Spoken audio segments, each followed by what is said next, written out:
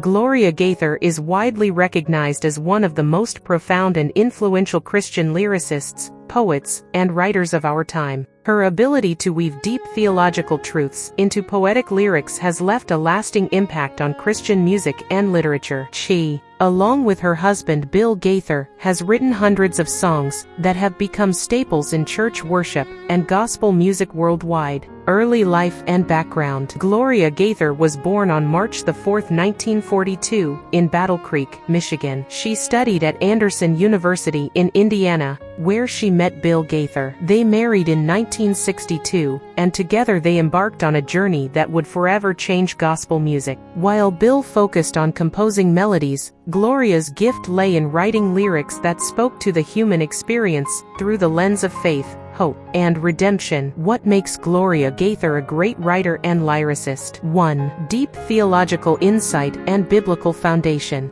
Gloria's writing is deeply rooted in Scripture. Her lyrics are not just poetic but also rich with biblical truths. She understands theology well and translates it into words that resonate with both theologians and everyday believers. Songs like "Because He Lives" are filled with profound theological truths about the resurrection of Christ and the assurance it gives to believers. 2. Profound understanding of human emotions and struggles. One of Gloria's greatest strengths is her ability to write about real-life experiences with authenticity. She writes about joy, sorrow, doubt, hope, and faith in ways that people can personally connect with. Gloria, of all the songs that you and Bill have written, why do you think Because He Lives has had the greatest impact on people around the world? It's been a big surprise because it was such a personal song.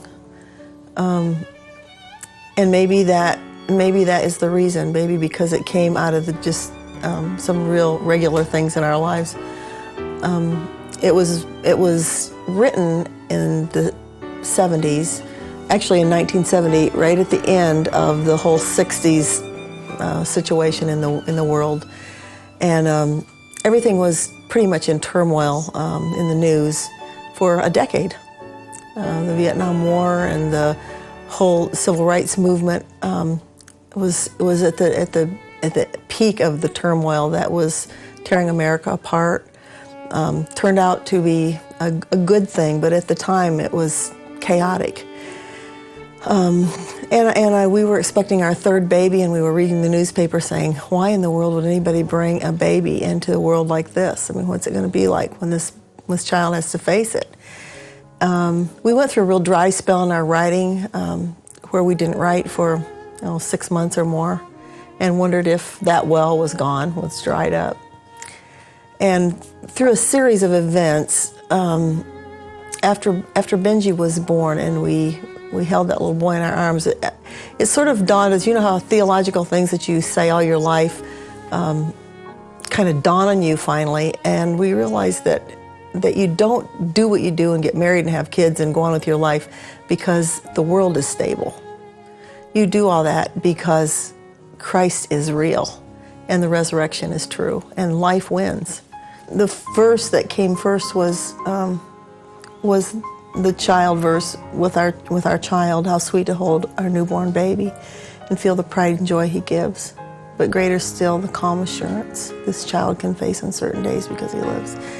And then the other two verses came afterwards, and kind of the final and into that story was 5 or 6 years later.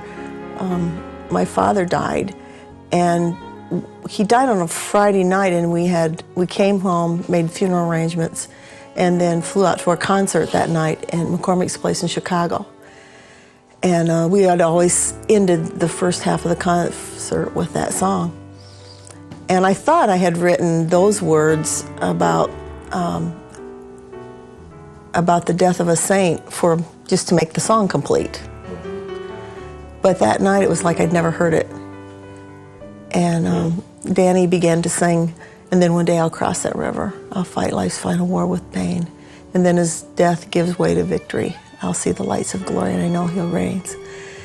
And those words that I did, I thought to craft a song, turned around and became ministry for me. Which just goes to show you that when God gives you something, it's truer than you think. It's not about your skill.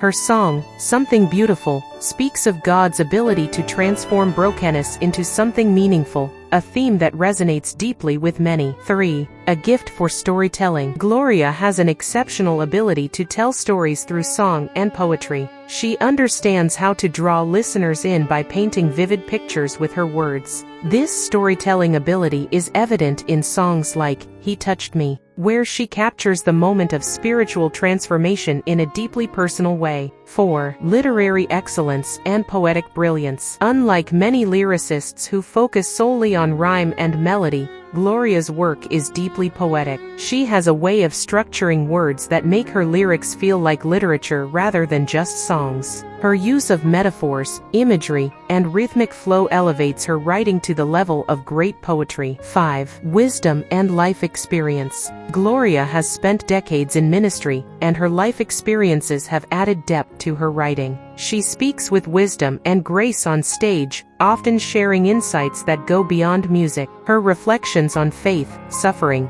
joy, and perseverance have made her a respected voice in Christian circles. 6. Collaboration with Bill Gaither and others. Her partnership with Bill Gaither has been instrumental in shaping her legacy. While Bill composes beautiful melodies, Gloria provides the lyrical depth that gives their songs meaning. This collaboration has produced timeless classics that continue to bless generations. Her influence in Christian literature. In addition to songwriting, Gloria has authored numerous books that explore faith, family, and Christian living. She has written devotionals, children's books, and reflective works that encourage believers in their spiritual journey. Her writings are marked by the same depth and insight found in her lyrics. Conclusion. What truly sets Gloria Gaither apart is her ability to take complex spiritual truths and present them in a way that is both poetic and deeply meaningful. Her words have ministered to millions, offering encouragement, hope,